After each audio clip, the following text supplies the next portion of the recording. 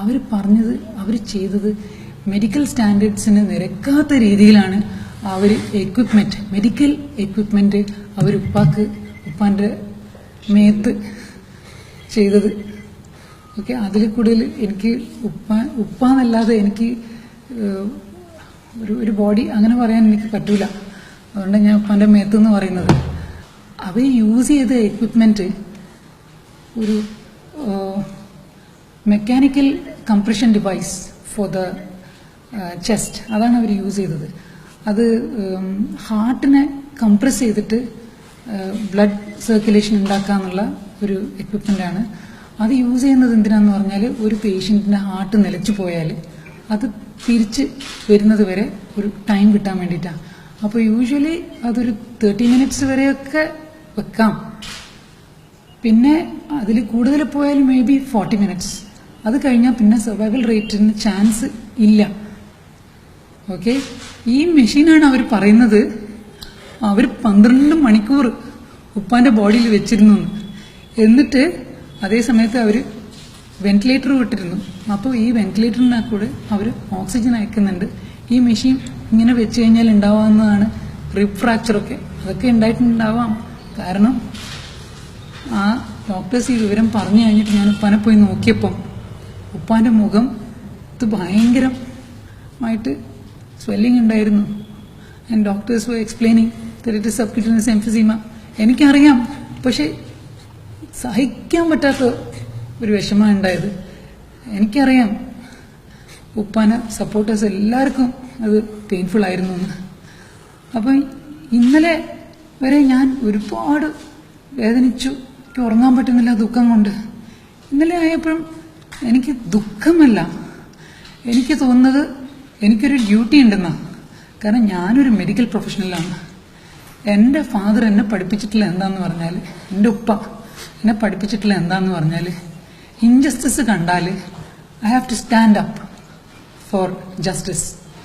I have to stand up. ഉപ്പയാണെങ്കിൽ ആർക്കും ഒരു അനീതിയോ അന്യായോ കണ്ട അപ്പം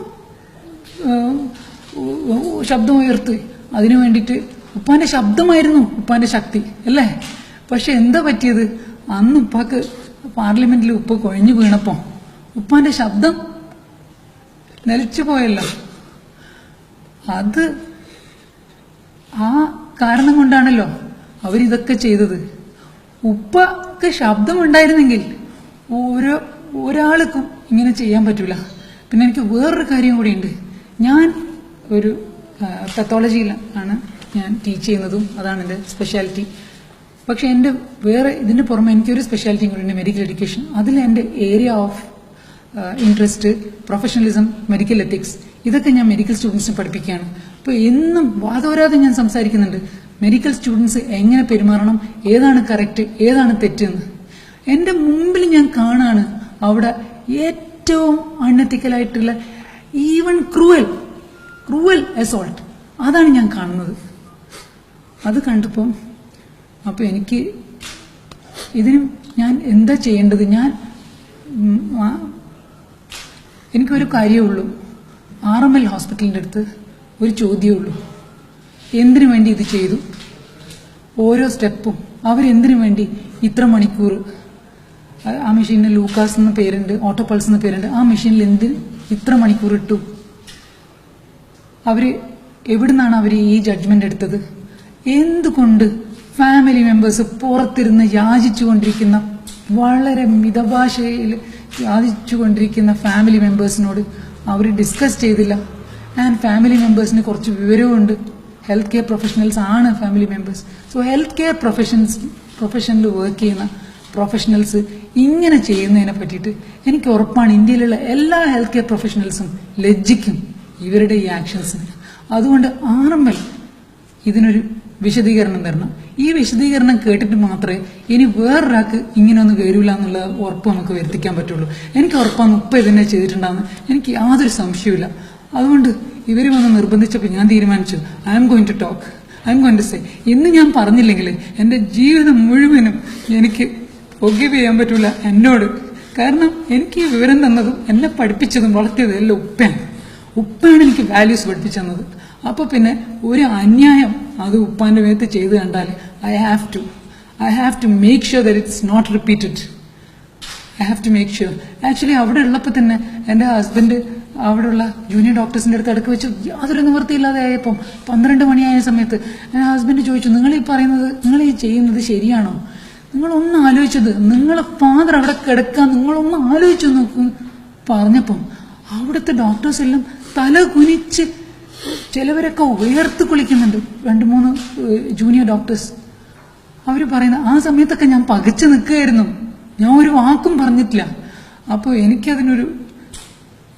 ഇപ്പോഴെങ്കിലും എന്തെങ്കിലും ചെയ്യണം, എന്തെങ്കിലും എല്ലാവരുടെ അടുത്തും അറിയിക്കണം ഇത് ശരിയല്ല. അതുകൊണ്ട് RMLന്റെ അടുത്ത് എനിക്ക് ഈ ക്വസ്റ്റ്യൻ ഉണ്ട്, അത്രയേ ഉള്ളൂ പറയാൻ. പിന്നെ ഒരു കാര്യം കൂടിയുണ്ട്, എനിക്ക് ഒരിക്കലും നന്ദി പറഞ്ഞാൽ തീരൂല. അതുപോലെയാണ് നമ്മളെ ജനങ്ങൾ ഉപ്പാനോടുള്ള സ്നേഹം കാണിച്ചത്. ഞാൻ വിചാരിച്ചതിന്റെ 10 മടങ്ങ് ആണ് അവർ കാണിച്ച സ്നേഹം.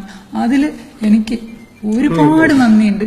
അത് ഏറ്റവും ഏതെല്ലാം ലെവലിലുള്ള ഏതെല്ലാം ഭാഗത്തുള്ള ആൾക്കാർ ഏതെല്ലാം, അത് ഇന്ന പാർട്ടി, ഇന്ന ഗ്രൂപ്പ്, ഇന്ന മതം, അങ്ങനെ യാതൊരു വ്യത്യാസമില്ല. അതാണ് ഉപ്പാന്റെ പ്രത്യേകതയും. അതുപോലെ തന്നെ ആൾക്കാരത് കാണിക്കുകയും ചെയ്തു. അത് ഇവിടുന്ന് മാത്രമല്ല, ഡൽഹിയിലും അതേപോലത്തെ റെസ്പോൺസ് തന്നെയാണ് കിട്ടിയത്. എല്ലാവരും കരഞ്ഞുകൊണ്ടാണ് വന്നത് ഉപ്പാന്റെ ഈ വാർത്ത കണ്ടിട്ട്. എല്ലാവരും ഏറ്റവും മുകളിൽ തൊട്ടിട്ട് ഏറ്റവും താഴെ വരെയുള്ള ആൾക്കാർ ഡൽഹിയിൽ നിന്ന് വന്നിട്ടുണ്ടായിരുന്നു. അതുകൊണ്ട് അതിനെനിക്ക് നന്ദിയുണ്ട്. മീഡിയ ആണെങ്കിൽ നമ്മളെടുത്ത് നിന്ന് പലതും അറിയാൻ വേണ്ടി ആഗ്രഹിച്ചിട്ടുണ്ടാവും. പക്ഷെ അവര് 3 ദിവസം നമുക്ക് സമയം തന്നു, നമ്മളെ ബുദ്ധിമുട്ടിക്കാതെ. ഇന്നാണ് അവർ ചോദിക്കാൻ തുടങ്ങിയത്. ഒരുപാട് ചോദിക്കാൻ തുടങ്ങിയപ്പം എനിക്ക് തോന്നി ഉപ്പ ചെയ്യുമായിരുന്നു എന്താന്ന് വെച്ചാൽ ഞാനും ചെയ്യണമെന്ന്. അപ്പം അത്രയേ ഉള്ളൂ എനിക്ക് പറയാൻ.